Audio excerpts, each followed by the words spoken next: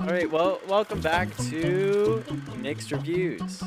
Is that what this show's called? Yeah, It's been so long. yeah, it's been way too long. Forgot. I mean, not for, well, I guess our audience has just caught our hiatus as we've been working. Yeah.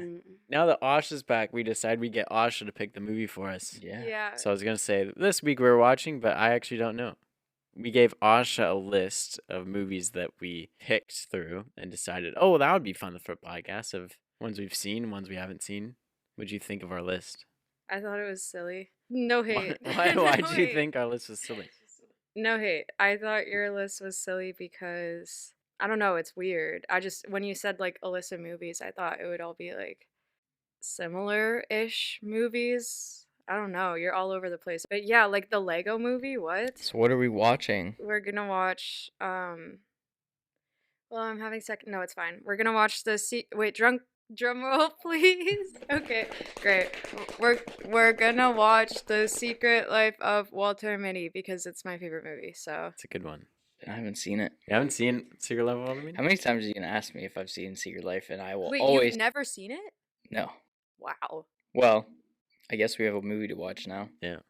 This was the first movie I watched with Asha, so That is true. It's like my top 5. In my top 5. It's not my favorite. My favorite is Bad Trip. You literally just said it was your favorite movie. On the list. And then it's you my went on to favorite say, on the wait, list. wait, It's you my went favorite on the list. It's not my favorite of all time. Favorite on the list, okay? We literally have the receipt of you saying it's my favorite movie of all time. I never said that. Do not edit my voice and say you that. you missed Asha saying, correcting and saying that her favorite movie was Bad Trip. And then my second one is The To Truman me, Show. the flip Yikes. of that is quite bizarre. Bad Trip is hilarious. It's a It's good like movie. top-notch comedy. Let's watch this movie. Let's go watch. Let's watch Asha's third favorite movie. Well, I don't know about that. Top 5 for sure. Top 5 for sure, okay? It's not numbered, but it's in the top 5. Yeah, top 5 for sure. Okay. It doesn't have a place in the top 5, but It's it's just there. there. It's in It's the just top floating 5? around. Oh, okay. We don't know. We don't know where he sits, but top 5. Good movie. All right. If you're lucky like a lighthouse, get the card in the rain. I realize I don't know the words to the Pina Colada song. I also don't think I've actually played those entire credits before, so I didn't know the Pina Colada song was at the end. It's a cover. Well, what a movie! What a movie! Yeah. I see why that's Asha's top Something. 5th, 5 in my top 5. Within the top 5, Within but the not top numbered. 5. but it's not numbered. It's just somewhere in there. It's between 3 and 5 probably. Well, what are what are the other 5? I haven't really thought about it. Oh, it's but it's definitely so you really it's- don't have a top 5. It's Well, just, okay. it's in there somewhere. Godfather is probably up there. Okay. What is it? What is that thing where there's the balloon people? No, they're not balloon. They're just red. Scissors? Oh, Us? Yeah. Oh. That's in your top 5? Probably. Because you're not assigning any numbers. It's just funny. Well, because I don't know. But then, like, also, It's in your top 5, but you didn't know the name of it. And you called them balloony people with scissors. okay, well, you're What? making me think on the spot. You know what?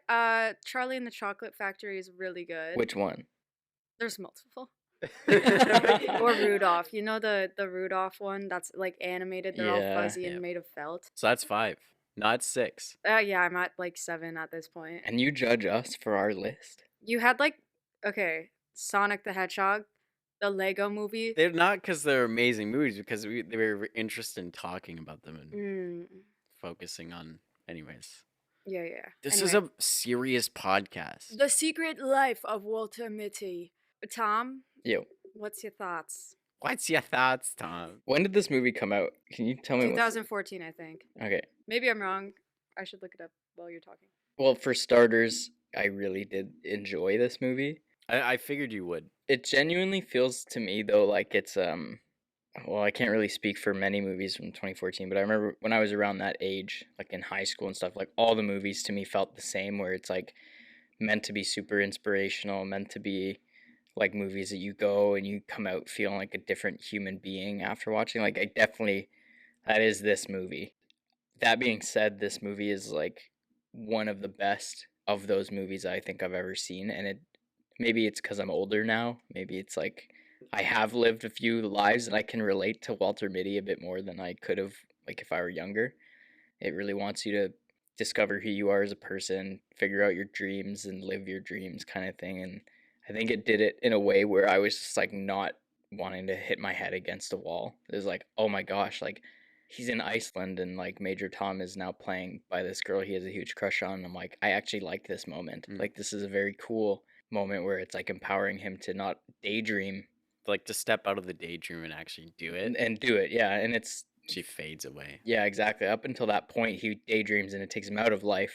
But now his daydream at that moment pushes him into an actual real decision. It didn't take him out of it this time. No. My overall thought, I guess, is it was a very nice movie to watch. It made me feel good. It's a feel-good movie that is just a well-made feel-good movie. Yeah, Hundo P. Hundo P.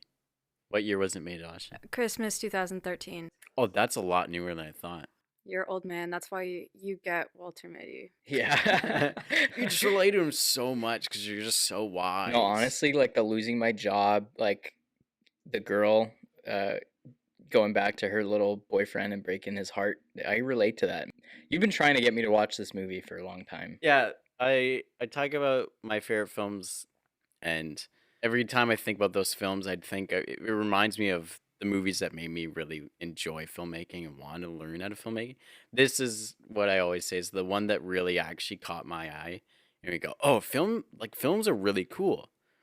This was the film that I remember having that moment where I said, okay, yeah, I really want to do this. Because just watching this movie and seeing that person who daydreams, of course, I have ADHD, of course, I'm that person that daydreams. But as a kid, I always loved getting out of my own head in just a mundane moment and imagining the coolest thing. And being able to see a film where film is taking life and making it this cool thing inside of itself, you see this guy that's imagining these film-like moments. There's just a really cool like interpretation of life. So this is the movie that made you want to do what you do now. Yeah. Really? Why? I think just seeing, like, being able to relate to a character and see that, and then also just how well that story was told on film. I just felt like I would have never thought to explain the way I think and the way I dream about things. I wouldn't be able to put that on screen like that. It's just something about that clicked, and I went, that's really cool how storytelling can be like these daydreams I have. And I just really enjoyed just how real it all felt. And that, like, this movie, the daydreams and everything, as wild as it can be, and the fact that he goes to Iceland and does all these things, how real they shot it all and how practical it all was, it just makes it feel so well made and so real. I love that about this movie. Well, I guess we could go into that, the practicality of how they actually shot the film. We have it on Blu-ray. We watched it on Blu-ray, and we watched all the little behind the scenes.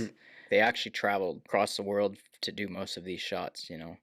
So they spent most of the time in Iceland shooting all these cliffs and hills and mountains that you see in the film in Iceland, doing their own thing. And it's like, that's a part of filmmaking that you don't see a lot nowadays. You know, a lot of it is on green screen. And then Adam Scott, one of the guys in the thing, goes on and says about a specific series of shots where he's skateboarding down the things. He's like, this would have been way cheaper and way easier to do on green screen, but Ben insisted on strapping himself into a truck to get these shots on the real road in Iceland because it makes it feel way more real. Yeah. And that's, I think we were having this conversation the other day about how filmmaking is very annoying to shoot when you're doing just VFX in a green screen room. Yeah. And watching all this on film without really understanding how they did it to begin with just really does make it way more immersive as an audience member.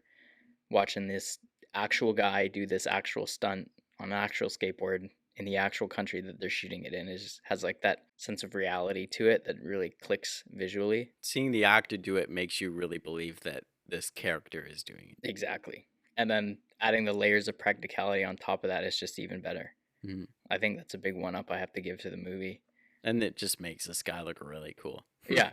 Having the pro skateboarders come in and do all that stuff down the hill, and having Well, I thought that was really funny through the film how like, and it's intentional how they have him look kind of dorky, a little bit hunched over, and all in like very gray kind of color palettes at the beginning of the movie, and then as he gets more traveled, he's got more color, he wears more color, he's got a cooler outfit on, he's more grizzled and rugged looking, and he just looks hotter as a dude. I'm like, that's pretty funny that this guy's getting more and more rugged the more and more he travels. especially because the whole thing with his love interest is like you feel like he thinks he's not cool enough Yeah. for this girl, and then you turn out him going and doing all this stuff isn't changing. She likes him as that boring office guy, right? That really ties in to an interesting story plot if you think about it, because at the heart of the movie, it really just wants you to believe this is a love story because it's literally starts the with first him, scene is the wink scene, right? yeah, on eHarmony, so it sets up this whole plot to be just a love story about how he's fawning over this one woman at his work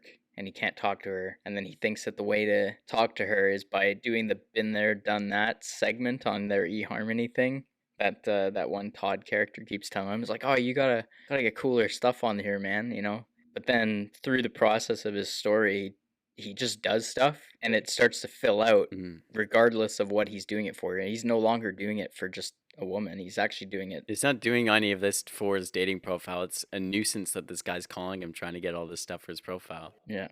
He's just trying to get the photograph and is completely oblivious to the fact that he's running through Iceland and basically living these fantasies that he's been having. And he gets that phone call from Todd and he's like, yo, no one really is interested. You went to Phoenix. And he's like, oh, well, I just jumped out of a helicopter into the ocean in Iceland yesterday. And he's like, oh, that's funny, dude. And he's like, no, I really did. Yeah. It sets up the whole thing to be a love story and then transforms into a film about dreams and following your dreams and then achieving those dreams and fulfillment as someone who wasn't fulfilled to begin with. I think it's quite beautiful. It's like a feel-good movie. Well done. They do a really good job building his world too, where he became the man of the house at a young age. He immediately started working. It's just been all work, work, work, work, work. Now he's taking care of his mom, getting her mom moved in. He's also doing 1, 2, 3. He's a busy guy. And then all of a sudden he just like drops everything and flies for work.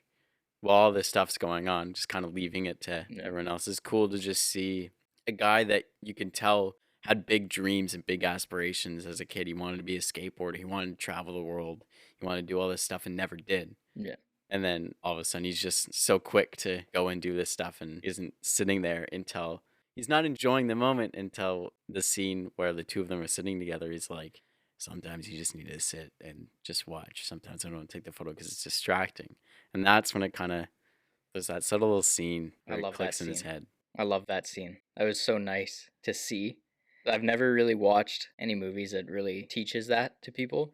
And then it makes you reflect on the whole fact that his entire travel is just to find this guy for work, and it's... Well, you had the thing the whole time. Yeah, which is very cheesy writing, but it works with how grandiose the whole story worked. And someone can get to that scene and be like, oh, well, this is stupid. All this, and it's just, we woke up and it was all a dream kind of thing. Yeah. But it's not about him finding the photo. This whole movie, the whole story is about him becoming the person he wants to be in his dreams. Yeah. To the point where he's not really having the daydreams anymore. And they show you that he's the guy that gets something done. He's the guy, every single negative, they've never had a problem before. He works hard, and even Sean sees that, right? And Sean shouldn't even know this guy. Right. He's this guy that gets stuff done, so it's kind of fitting that his character would just be like, hey, I need this right now. So he does whatever he can. He goes immediately and gets a flight and just leaves right then and then to go get that flight. Gets a rental car. I guess money was never really an issue for this dude too either, right? Because they don't really mention it, but they kind of hint at the fact this guy's just like a high roller. Asha has her hand up. I do, because... What do you need to say? Well, when he's in, oh my gosh, what was it? Papa John's, he pulls out his little budgeting thing, right? He doesn't have 4,000 whatever that he needed for his mom's rent. So I was like, oh, dude is struggling with money. How is he affording these flights? That was like... Because he had like 3,500 or something. That's what he wrote down like after the drink. Yeah, it's very weird though, because like when he couldn't get the piano into the apartment, he's just like, the guy who runs like the retirement complex or whatever is like, oh yeah, the next one's gonna be $4,000, and it's like, It's okay. like, yeah, okay. He's like, yeah, do it. No problem. And then he books a flight to Greenland the next day. He's doing all this stuff. He's running around countries, like goes back to the States, goes to Afghanistan. Like, this guy can't be struggling with money. There's no way. There's That's no why way. I was confused about the Papa John scene. I was like, why is he like budgeting right now? Yeah. Like, why is he writing down the cost of his drink from Papa John's and then It's a frugal man. Well, and he also spent like $3,000 on the rental car in Greenland. Like, that was a thing they noted when he opens up his checkbook there. He's like, oh, rental car. It's like, yeah, this guy's loaded. There's no way this guy's not loaded. But then it always hinted at the checkbook, and it's like, is he supposed to be broke or is he supposed to be loaded? Like, I can't really tell. I think they're just showing kind of his character is very to the books. He's very focused on doing everything right and getting everything down. That he probably has money. He's probably found it. He's just probably a frugal guy. He's keeping track of every little thing he does. Yeah, well, I guess that would make sense clocking back to how he said that they were broke when his dad left or passed away. So, like, growing up, because he's been working ever since, I could imagine that he's, like, very penny pinching because he was broke as a kid. And he was the main source of money probably for the family. Yeah, but then he'll go across the world for one Polaroid. Well, you need to get the story going somewhere, right? Oh, At one yeah. point where it's like you have to just look past it and just be like, yeah, it's a movie. Yeah. Yeah, that's just a little negative. I will say, I really admire Ben Stiller specifically while making this movie because you see the attention to detail in so much of it. Where, especially as you see it in Severance too, where his cinematography is so, especially in the beginning, because it was the whole point of how it looked. Is in the beginning, it was very symmetrical. Each shot was very, very stylized and picked, and even just the set of like the life and all this wardrobe, I think, was very meticulous. And you see in some of the behind the scenes stuff how meticulous each little thing was that they picked out. But it's really cool to see how well they show everything and the progression of everything through the film. Even everything from his outfits to the way they shoot it all. You just see him go from this bland guy, very to the book, very straight kind of guy. You see that in his outfits, the wardrobe, the cinematography. It all follows that. And then when you break it to the daydreams, that's when it all gets, the camera gets all handheld and shaky and crazy moves, and then right back into the static shot. When you get to the point in the movie where he's now doing these things and the movie starts following that style of the camera moves more fluidly, there's more handheld, there's more attached movement shots. That's when you start seeing all that kind of come into it. And then he's wearing more colorful clothing. You see him get a bit more disheveled and with straggly hair and the beard. He's not as clean as he was. It's really cool to see all the aspects so visibly throughout the whole movie that take you through that. And I think it's really cool how detailed it can be in just such a simple little way to tell a story.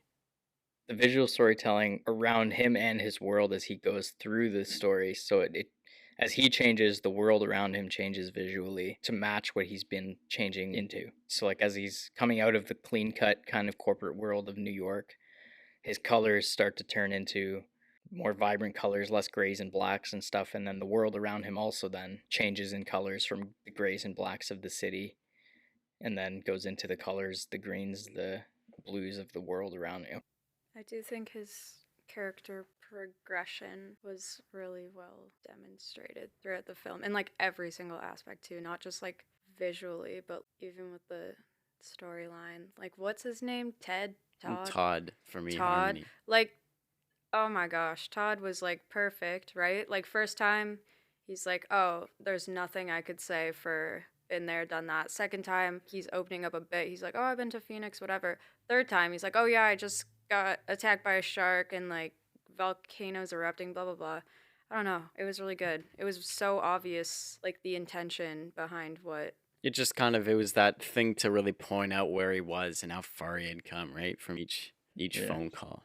Yeah, it's like a very in-your-face way to track his progress as a character. They're kind of like little milestone marks for him that like clearly point out how he's changing. Especially because so much of the film is daydreams, where sometimes you're like, wait, is this a daydream or is this it's cool, just a reality check. It's exposition. Good exposition, I think, is a good way of putting it. It's exposition to anchor you to the reality of what's happening because it's such an out of reality experience for this character. It's like the titles and everything everywhere all at once Yeah. that tell you where we are in the story. That's really smart. I think I Mm. should use that in my own writing at some point.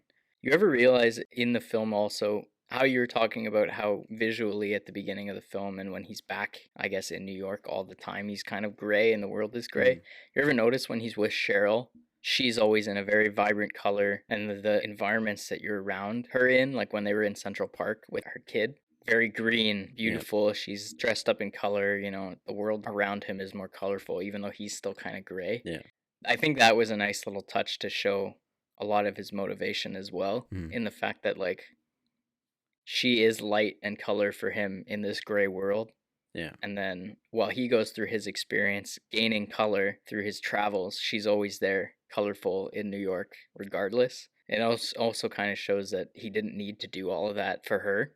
Like, he did it for himself, where he felt like the more traveled and rugged he was, the more attractive he would be to her. But in the reality of it, he never needed to do any of that for her. I also noticed that, like, there's that one scene where the big ups bring everyone together and they're like, oh, by the way, we're going to fire everyone. But it's such like I don't want to say a drab colored scene, you know? It's just like black and white. That's Yeah. it. And then one thing that stood out to me was both Walter and Cheryl's eyes are like, obviously they're blue, like just because they have blue eyes, whatever. But the way that they like colored it, their eyes were like Very so blue. blue. And it was like the only ounce of color in that shot. And I thought it was interesting. In the behind the scenes, they have a lot of little things with the production designer about color as well. So it's kind of like they really emphasized the lack of color in their color palettes in the office. And they went to the extent of actually like modeling out their office set Mhm. to practice what colors they're going to need in certain scenes and like where they want their scenes to live, kind of thing. So it's definitely a super intentional thing that the eyes were very poppy, huge pop of color for scenes in the office. Because I kind of noticed that too. Like, his eyes were always very like deep blue, very bright. Contrasted the neutral tones of the office. I really do like the use of like Life magazine. That's like the core of the story. Yeah. That was really cool to like think about it and how they kept using Life's motto throughout the film. It was really cool just as that little story guide of what that motto actually meant to him and how, especially at the end with him being the quintessence of life and that the little photo essay of Sean at the end. Do you think there's some kind of connection to the fact that this is a lifestyle story and the fact that Walter works at Life magazine? I think that was very intentional. It's kind of interesting if you think about what we just went into at the color thing. Like, Life magazine's office is all dead and colorless, and the only pops of color are their posters on the wall, Yeah. really. And then it's ironic that he's working at Life, Mhm. but there's no color for him there. But then when he Yeah. experiences Life, as in like he experiences where these photos that the magazine prints comes from originally, Yeah. it's like color and full and swelling music and, you know, grandiose mountain ranges. And it's like kind of ironic that he works at Life, but once he lives Life, he realizes what life was all about. Yeah. And then a nice little touch at how he was the last front cover of the magazine. Kind of like in that corporate, all that kind of stuff, they all work together to make something that was like showing life, and they were the life of the magazine. I think that's a really good point. All that, so I love that he, of course, had to work at Life magazine because that's a perfect little wrap for that. What did you think of the villains? Like, how do you think that Beard Guy, because I think that's his official name, is Beard Guy in the movie. What is Adam Scott's character's name? Ted Hendricks.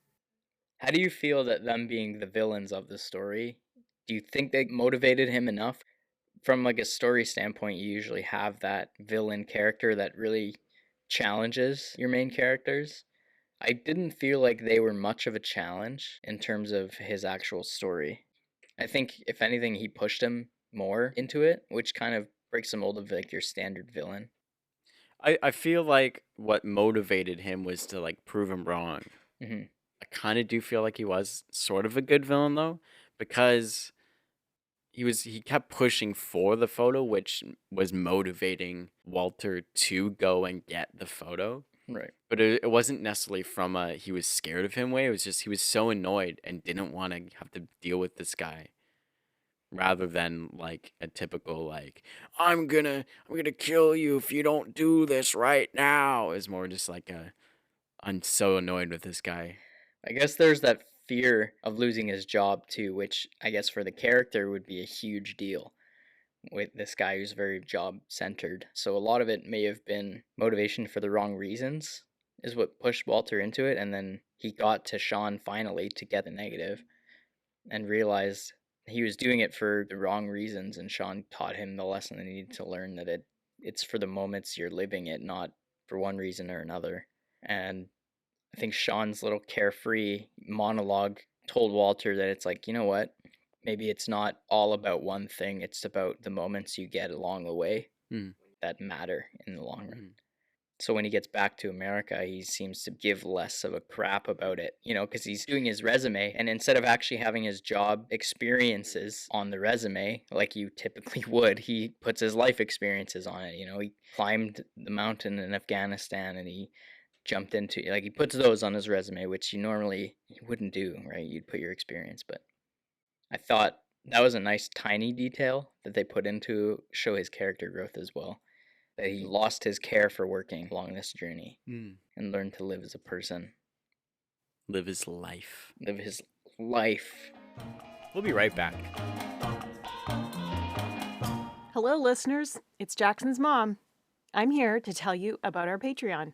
If you subscribe to our Patreon starting at $3 a month, you can unlock early access to videos and podcast episodes, be a part of live episodes, receive free monthly gifts, and hear full versions of our podcast with bits like this. Asha looks like a little Yoda.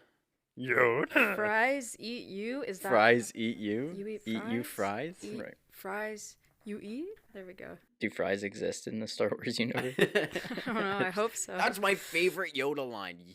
Fries you eat? Mm. I am your father. Father, am I? I don't know. I actually have only watched one Star Wars. You've only watched one Star Wars? Yeah. Which one? I don't know. The Wars or the Star? Both. No. Yikes. Yikes. So, subscribe to our Patreon today. The link is in the show notes. And now, back to the show. All right, well, welcome back to Mixed Reviews. I want at least Tom to give input about the foreshadowing because you've never seen this movie before and you were able to like literally predict I can the get end. us into this. I think my favorite moment of us watching this was when, because you'd never seen it before, Nash and I have. No. My favorite part was you totally guessing that he was going to be the cover at the end. I mean, I guessed a different cover. That's true. See, I was assuming he'll find Sean, and Sean will take his photo after having been through all that he's been through, and then the cover would be that photo. I wasn't expecting it to be a photo of him at work doing his thing. However, the fact that I still guessed that it would be him was sheerly because of the fact that this was such a predictable movie. It's like, it's that big revealing moment where it's like, oh yeah, like, you are important. Your life does matter. Like, this is you, and you're perfect the way you are. That's like these movies always have that kind of theme and that lesson. And that was just kind of the way this movie was clearly leading up to the fact that it was going to be the moment Walter recognized he was acknowledged in the world. Can I give a different perspective? I feel like, yeah, somewhat predictable, but like there's also really, really well hidden, but like very obvious foreshadowing throughout the movie. Like, not directly, it's not like the storyline or whatever, but little Easter eggs per se. Like when he's walking by all the Life magazines, there's that photo of it's a bunch of like Life magazine covers, and there's the last one he passes is him in an astronaut suit. So that's already like hinting at the fact, oh look, he's already on a magazine cover there. Also, it does say like making the bravest man in the world, which I was like, period, love that. And then also when what's his name, photographer dude has a picture of the piano it hints that he's been there before. I don't know. I think it was a really good lead up, not necessarily just because of the type of story, but also because there's like some really clever foreshadowing. It also hints back to one of the first things Cheryl says to him is, "Oh, well, I'm in this mystery writing class, and like everything finally connects in the end, right? It's all Yeah. these little things that seem random, Yeah. and then finally they come back and they all connect in the end, right?" Yeah. 100% there's two ways you could perceive those things. And I guess the way I've perceived this outcome is more so because of the genre that this movie sits in. And those little moments of foreshadowing, like what you said about how he's already been on a cover, like that totally went over my head. Didn't recognize the fact that Walter Mitty was on any of these covers already. I think that was just a daydream thing. I don't think so. Well, I think that was like just not, I don't even think it was him daydreaming. I think it was just there as like a if you catch it, you catch it type moment. Like in the storyline in that universe, he had already been on a cover. I think it was more like placed there to kind of literally hint at the fact that it would be him on it. Because he didn't even pay attention to it. He didn't look past it. The rest of the life covers were regular. This is totally in the wheelhouse that this movie wanted their audience to be like, yeah, I knew it. I knew it. It was going to be Walter this whole time, like predictable. It's like my mom would always say, "Oh, I should write one of these every time mom Yeah. guesses something." It just sets it up so perfectly for you to guess it. And I think it does it on purpose. Still love the film and how they get there, though. And how the nods to the fact that it was going to be Sean, like as you said with the piano photo, that was a good clue to the fact that Sean's been around New York, right? Like that photo was taken by his mother. At that point, it opens the doors to you to say that Sean has been around Walter Mitty without him knowing. Sean clearly knows his mother, so at that point, it's very clear that it's like, oh, maybe that last image is going to be Walter. It's that murder mystery Yeah. reverse. And that's the final clue that Cheryl ends up talking about, right? Like that's the final thing that clicks it all together. And I think that's the moment where the audience is meant to get it. Another thing that actually I really like the first time I saw this movie, and still I really do love about this movie, is the use of like practical text. Oh, like how the text message goes into the mountain. Right? And in the back of the plane and on the runway. Honestly, whenever I see it in a movie, I love it though. And this movie was like one of the first I ever saw to do that. And I thought that was just the coolest thing ever. And it made me want to do it in my stuff. And maybe like that. That's one of the things I really do love about this movie. Mm-hmm. I just think it's also such a brilliant way to tie in like the daydreaming stuff. Is like the titles are like there, kind of like they would be if he would imagining something, right? When he's writing in his journal, like it's like he's thinking, and it's there to tell the story, but also fill in with his, like, it fits really well into integrating the film into the world and his daydreaming into the world. Yeah, and his mind too. It's a good way of expanding how he thinks, like specifically that whole sequence when he's climbing the mountain and his journal is just reading what he's doing, but it's not just like point by point, it's how he writes it, and I unfortunately I am alone. Yeah, it's how he feels in the moments, which it has power to it, and I can't remember many instances where text messages were a thing, but it didn't do the little text bubble above the phone like you see in a lot of movies, which I personally really, really don't like.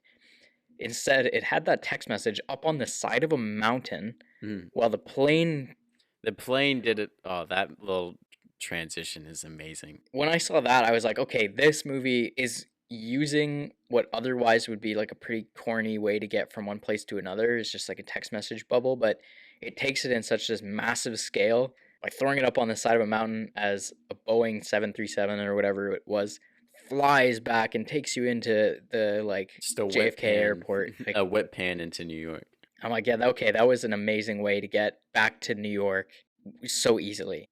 Like you said in your words, no travel montage, no this, no that. It was just one cut into one scene into another with like the plane that takes you there. Yeah, one single thing. This movie does have a lot of really cool transitions. One thing I've always loved and had to work into my own stuff is using like a little frame wipe to change your shot. Mm-hmm. And even just the sleight of to punch in. There's a lot of really cool walk and talks where they have like so much stuff cross in the frame, but you use that frame cross as a way to then cut, where you cut to a different angle. But specifically, I like I just said, I love when you use it to push in, and you have that impact of this conversation getting more important or getting really interesting for the main character when you push in instead of just cutting to it or jump cutting a push in. You have the nice little frame wipe to transition you into it. It makes me feel a little nice and warm inside. Yeah. So this movie just has pretty great little practical slash VFX things in it that just make it pretty seamless that I really love about it.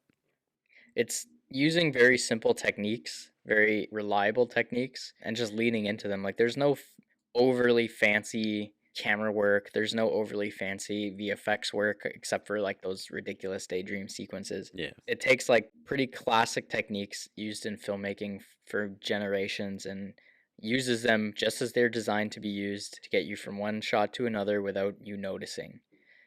A lot of my favorite shots were all the practical grip rigged truck shots of him like driving down the hills and stuff. Like those aren't VFX, those aren't fancy. Like it's just a truck with a camera on it leading your actor going to, and it's just basic, pretty simple filmmaking on a Yeah. larger scale that just keeps you in the moments rather than And keeps the grips Building doing it. a lot of work. oh those I could imagine those grips having to rig that truck. But what about the advertising? Was eHarmony an advertisement? Was Papa John's an advertisement? What about Most of the time I Cinnabon? find that usually is just they use this product in the movie, so they have to pay the company to use their. It's very strange sometimes, like they'll approach a company because it's part of the story. Like the whole Papa John's, him working at Papa John's thing, I think was written into the script, so they would have approached Papa John's and been like, hey, this is part of our script, how much do we have to pay you to use your merchandising and your branding in the film? Then other things, like if like Coca-Cola's in a movie or something, like Coca-Cola would pay to have these actors drinking Coca-Cola rather than Pepsi. Like But didn't the Cinnabon seem like a big ad to anyone else? Like heroin on a plate, please. that That has to be an ad, could have right? could have been. It's difficult to tell. I wonder if Cinnabon approached him and was like, "Hey, we'll give you this much money if your characters eat Cinnabon in the airport," and he says heroin on a plate. Or it could have been Patton Oswalt and Ben Stiller one day in like a script read, and Patton Oswalt or Ben Stiller could have been like, "Hey, how funny would it be if we had them eat Cinnabon and said it was heroin on a plate?" You know, like being my first time watching this movie, I can see why you love it so much. It's so extraordinarily you. Mm.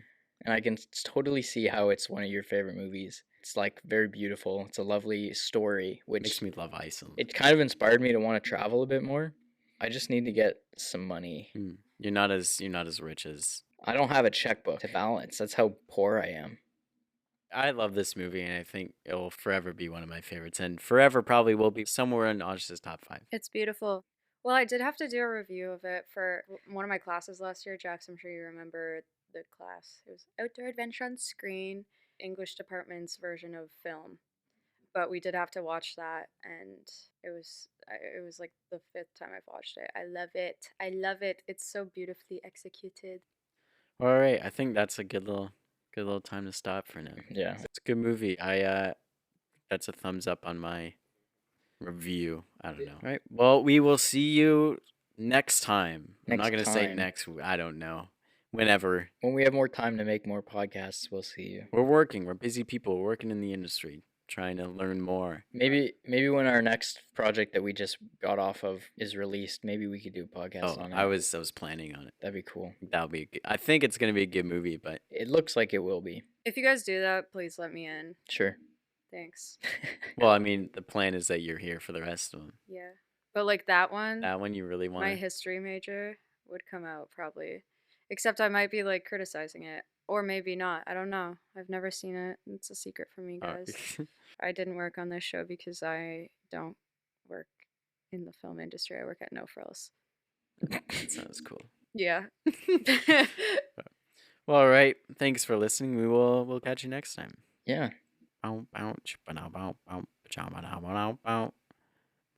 what did what was the plane that Sean rode in on when he was in Iceland? Was it a Bye, plane. Can't go stealing their stuff. Come on. Lame. That was pretty funny though. Bye.